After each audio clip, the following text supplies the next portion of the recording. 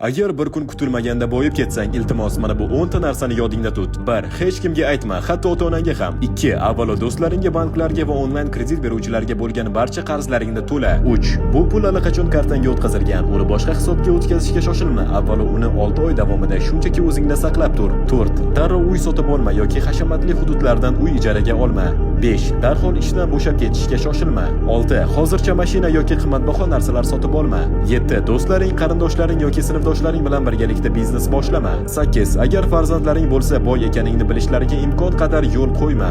9. Hech narsa o'zgarmagandek odatdagidek yashashda davom et. 10. Katta ma'lumot oqimiga ehtiyotkorlik bilan yondash va shaxsiy ma'lumotlaringni hammaga tarqatishdan saqlan. Agar sen hozir bu videoni ko'rayotgan bo'lsang, bu senga boylik eshiklari ochilayotganidan darakdir. Shuning uchun ehtiyot bo'l. Agar videoni shu yergacha tomosha qilgan bo'lsangiz, kommentariyada bitta 100 raqam emojisini qoldirib keting va men sizga direktdan oyga stabil $5000 topish uchun muhim bo'lgan qo'llanmani yozib yuboraman.